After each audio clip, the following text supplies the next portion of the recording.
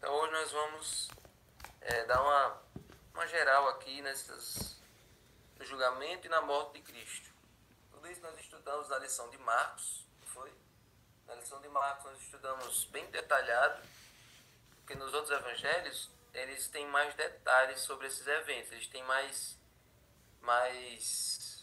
eles falam de maneira mais detalhada, né? Então, no Evangelho de João, ele traz alguns detalhes diferentes. Ele foca mais em Pilatos. Nos outros, eles citam Pilatos apenas assim meio de longe. Não tem muita ênfase no caráter de Pilatos, na maneira como ele estava agindo, como Jesus estava contatando ele, falando com ele. Então, nesse Evangelho de João, ele foca mais na atitude de Pilatos em relação à pressão popular e também no contato com Jesus, naquela entrevista com Jesus.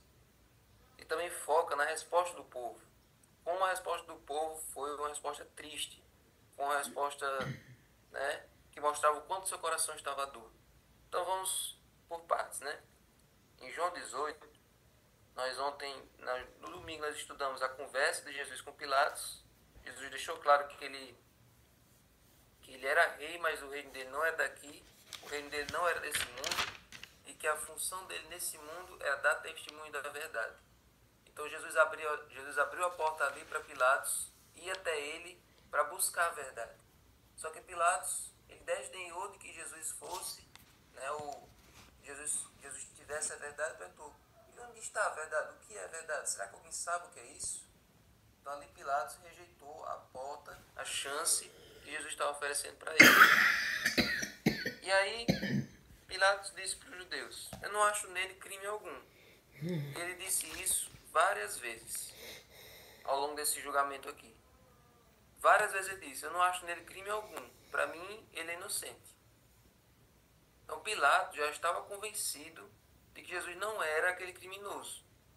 Porque Pilatos conhecia os criminosos. Pilatos conhecia Barrabás, Pilatos conhecia os Zelotes, conhecia todos os bandidos que ele prendia, que ele maltratava. E a conversa deles era totalmente diferente. Eles eram raivosos, eles eram agressivos, eles queriam conquistar Roma, eles queriam derrubar tudo, eles eram violentos. E Jesus estava falando de maneira totalmente diferente. Ele não parecia ser alguém que quisesse destruir os romanos, que quisesse liderar aquele povo. Até porque se ele fosse um Messias que quisesse liderar aquele povo contra os romanos, eles não estariam entregando ele como prisioneiro, né? Então Pilatos disse: não, por mim, ele é inocente, por mim pode soltar.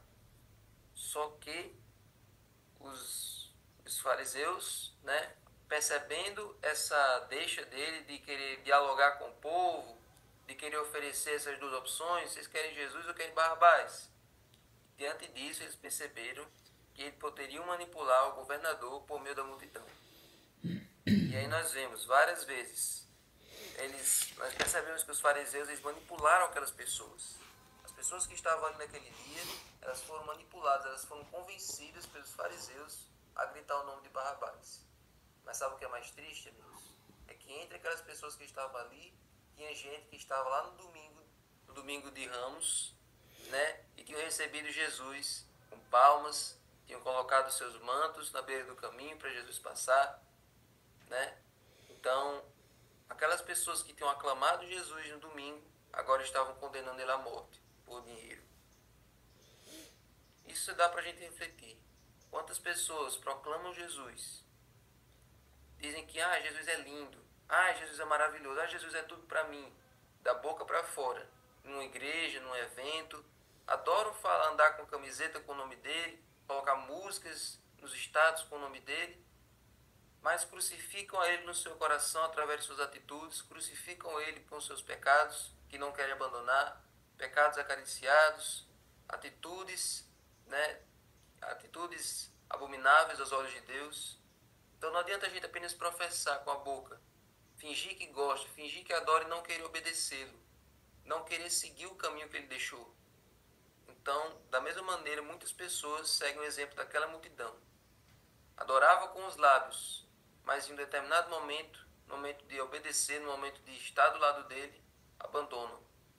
preferem Barrabás, preferem o inimigo de Deus. Então, ali as pessoas se uniram ali aos fariseus, gritando por Barrabás. E Pilatos mostrou ali a sua fraqueza. Sabendo que Jesus era inocente, mandou que ele fosse açoitado. Se ele era inocente, se ele não tinha feito nada de errado, por que ele deveria ser açoitado? E daquela maneira? Não foi apenas um chicote normal, como nós sabemos. Era um chicote que tinha pontas de lança, pontas de ferro, que arrancavam ali o couro, que arrancavam ali a pele, deixavam a pessoa quase que em estado de hemorragia, de tanto sangue que a pessoa perdia. Se ele era inocente, por que ele tinha que ser entregue aquilo ali? Ele fez isso para apaziguar os judeus. Mas mesmo assim, Pilatos mandou trazer Jesus daquela maneira, verso 5, né, com o corpo todo sangrando, com a coroa de espinhos, o manto de púrpura, disse: eis o homem. E ali nessa frase, eis o homem, amigos, tem um significado especial, porque esse eis o homem, ele ecoa aquela proclamação que João Batista fez no começo do livro. João Batista apontou e disse: eis aí o Cordeiro de Deus. E agora Pilatos diz: eis o homem. Das duas proclamações, a gente vê um pedido para que se olhe para Jesus, olhem para ele. E nós sabemos que é só olhando para Jesus, só olhando. O povo de Israel só podia olhar para aquela serpente pendurada naquele mastro, e ali eles eram curados. E é só olhando para Jesus na cruz que nós somos curados.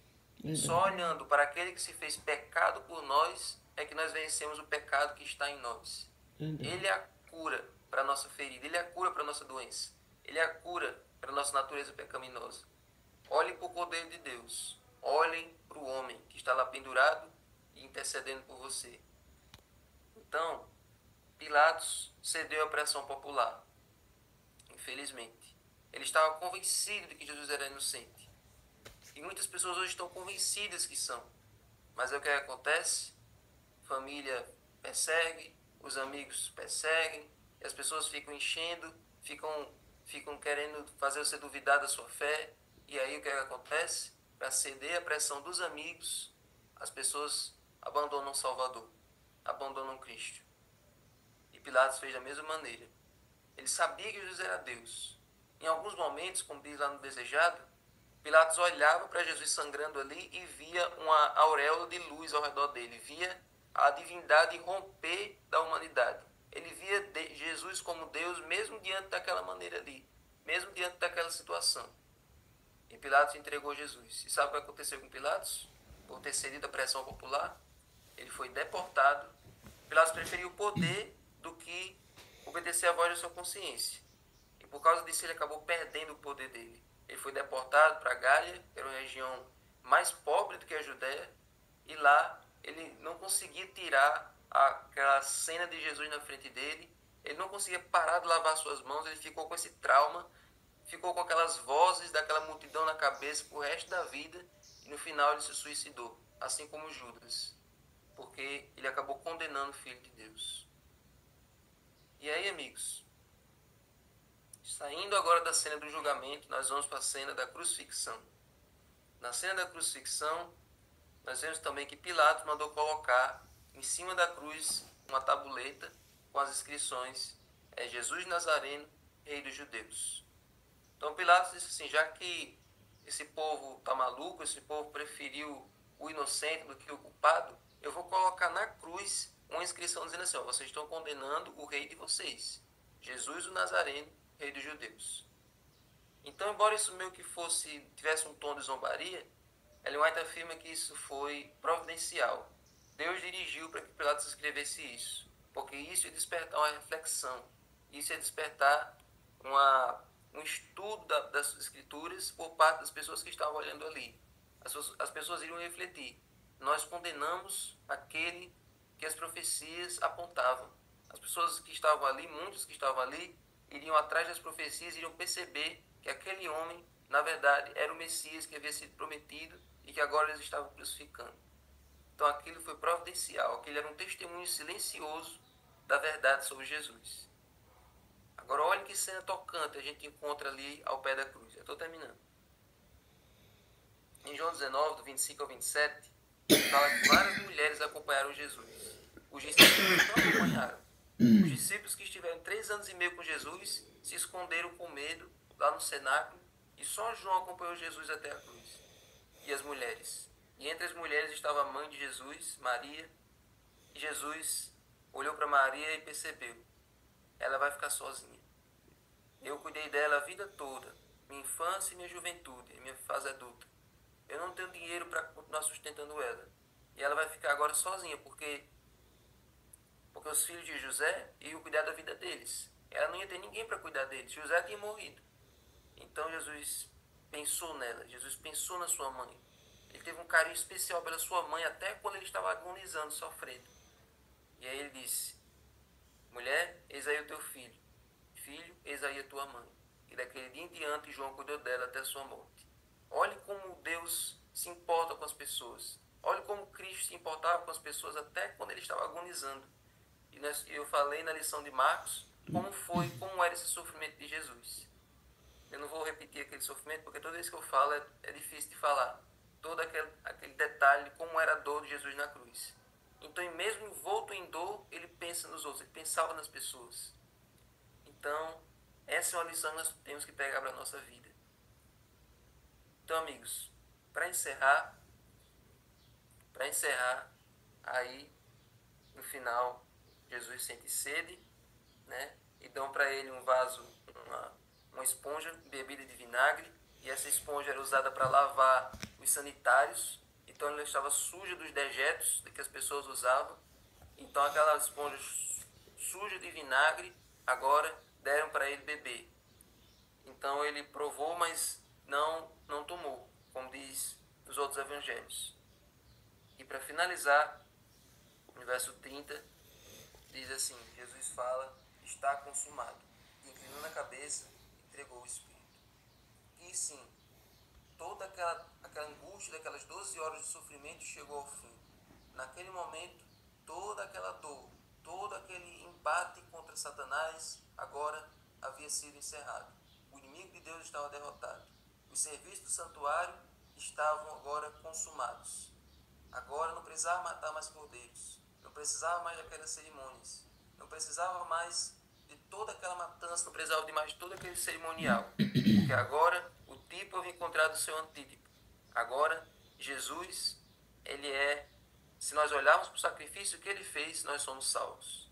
Amém. Então, irmãos, pegue essa frase para a sua vida. Está consumado. O que ele fez é o suficiente. Não há no homem mérito ou virtude. Não há nada que você faça de bom que vai acrescentar ou vai ser melhor do que o que ele fez. Você pode ser a melhor pessoa do mundo. Você pode fazer os melhores atos de bondade que as pessoas reconheçam. Mas isso não vai acrescentar em nada o que ele fez. Tudo que você faz é uma resposta. É uma resposta tímida ao que ele fez. Verdade. O que ele só quer que você faça é que você entregue o seu coração. Porque ele entregou a sua vida por você. Se entregue por ele. E dê a sua vida para ele. Se for preciso morrer. Mas reconheça o que ele fez. Aceite o sacrifício dele na sua vida. E olhe para a cruz. Olhe para aquele que deu a sua vida por você. Amém? Vamos orar. Senhor Deus, nos ajuda a reconhecer, Senhor, teu sacrifício por nós todos os dias. Nós nunca teremos isso de vista. Quando nós passarmos por dificuldades, lembremos que muito mais o Senhor sofreu por nós. Verdade, Deus. E que o Senhor prometeu a vida eterna. Então não precisa a gente se desesperar com os sofrimentos da nossa vida, porque nós temos algo muito melhor prometido para nós. O Senhor deu a sua vida e nos deu a vida eterna. Então nos ajuda a ser gratos a Ti todos os dias. A nunca tirar de vista a cena do Senhor no Calvário. Se nós olharmos, se nós meditarmos todo dia, Senhor, no Teu sofrimento, na Tua dor, nós sentiremos menos vontade de pecar. Nós sentiremos mais nojo, mais arrependimento ao cometermos algum erro, ao cometermos algum pecado. Verdade. Então nos ajuda a nunca esquecer dessa história, dessa linda história, que nos comove, que nos transforma, que nos faz mudar de vida. Agora, Senhor, nos ajuda a aprender a cumprir a missão que o Senhor nos colocou e proclamar a mensagem da cruz, e proclamar essa história, que para muitos é uma história de vergonha, mas para nós é uma história de glória. que nós possamos ter coragem de transmitir essa mensagem aos outros. Nos ajuda, Senhor, a saber como levar essa mensagem. Para isso, agora abençoe o estudo do livro Serviço Cristão, que nós possamos tirar grandes lições dele agora. Em nome de Jesus. Amém. Amém. Amém.